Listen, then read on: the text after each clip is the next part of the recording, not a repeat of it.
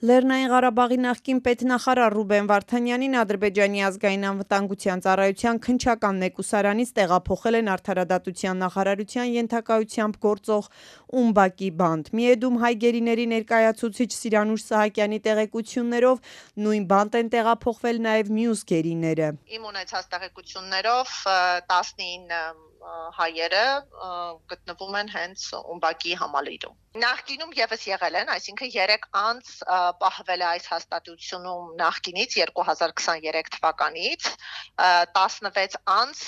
տեղափոխվել են 16 անձինք դա փետրվարին դատապարտված հայերն են, այսինքն Ռուբեն Վարդանյանը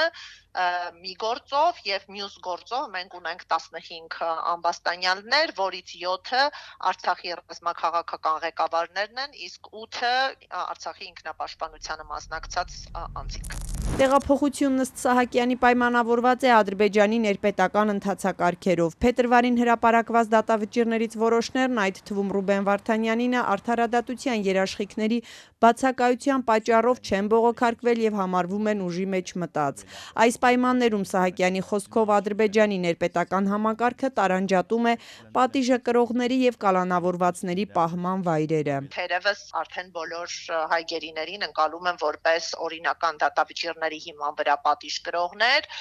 ուստի ազգային անվտանգության ծառայության ենթակայության քննչական մեկուսարանից նրանց տեղափոխել են Արդարադատության նախարարության ենթակայության ներքո գտնվող մեկ այլ հաստատություն, դա ՈՒՄԲԱԿ-ի բանտային համալիրն է։ Բաքվի զինվորական դատարանը փետրվարին ցմահ կամ երկարատև ազատազրկման դատապարտեց 16 հայ գերիներին, նրանց թվում նաև Արցախի ռազմաքաղաքական ղեկավարությանը։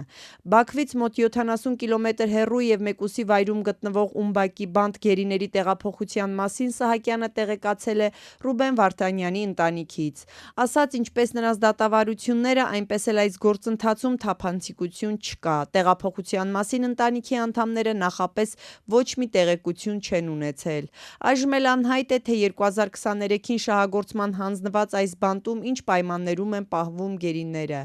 Ադրբեջանի իշխանությունների ներկայացմամբ ՈՒՄԲԱԿ-ին համապատասխանում է միջազգային բոլոր չափանիշներին։ Ինքնին ֆիզիկական պայմանները դեռևս չեն ենթադրում, որ միջազգային ստանդարտները ապահովված են, որովհետև այնտեղ կա սննդի, հիգիենայի կազմակերպման, արտաքին աշխարհի հետ կապի ապահովման հարցեր եւ ինչու ոչ վարվեցողություն, որպեսզի զերծ մնան հոգեբանական կամ ֆիզիկական ճնշումներից, այս տեսանկյունից բոլոր միջազգային զեկույցները հստակ ֆիքսում են, որ խոշտանգումները լայնատարած պրակտիկա են ադրբեջանական քրեակատարողական հիմնարկներում, վատ վերաբերմունքը կրկին մասսայական է եւ արդյունավետ մեխանիզմներ չկան դրանք զսպելու կամ պատասխանատուներին պատժելու նպատակով։ ՈՒՄԲԱԿ-ի բանտի մասին հիշատակում կա անցած շաբաթ Amnesty International-ի հրապարակած տեղեկանքում։ Այնտեղ է պահվում ադրբեջանցի քաղբանտարկյալ Բահրուզ Սամադովը։ Հեղինակավոր իրավապաշտպան կազմակերպությունը հայտնում է, որ Սամադովին չեն թույլատրում նույնիսկ բանտի բակում զբոսնել, իսկ 1 մետրանոց պատշգամբում օրվա ընթացքում 2 ժամից ավելի չի կարող անցկացնել։ Սիրանուշ Սահակյանի խոսքով տևական բանակցություններից հետո ադրբեջանական բանտերում, այդ թվում ՈՒՄԲԱԿ-ում խոշտանգումների կանխարգելման եվրոպական կոմիտեն անցած տարի կարճ այցելություն է իրականացրել։ Զեկույցը պատրաստ է, բայց Ադրբեջանը չի համաձայնում, որ այն հրապարակվի։ Իրավապաշտպանի կարծիքով նաև այս հանգամանքն է վկայում, թե Ադրբեջանի բանտերում ինչպիսի պայմաններ են տիրում։ Եվ այստեղից մեզ մնում է հետևություններ կատարել, թե ինչ լրջագույն տենց ահահակող խնդիրներ են բարձրաձայնվել խոշտանգումների վերաբերյալ, որ պետությունը հրաժարվում է տալ համաձայնություն եւ ձեռնպահ է մնում այդ տվյալների հրապարակայնացումից։ Ցանկը, որտեղ փորձագետները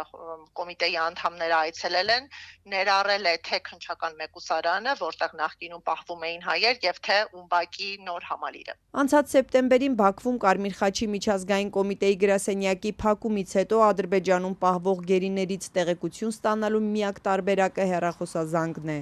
որի հնարավորությունը շաբաթական մեկ անգամ մինչև այս տեղափոխությունը ունեցել են 2023-ից հետո գերեվարված հայերը։ Թե ռեժիմի փոփոխությունը ինչպես կանդրադառնա այս իրավունքի վրա, Սահակյանն ասաց կկարողանան գնահատել որոշ ժամանակ անց, երբ բավարար տեղեկություն ունենան։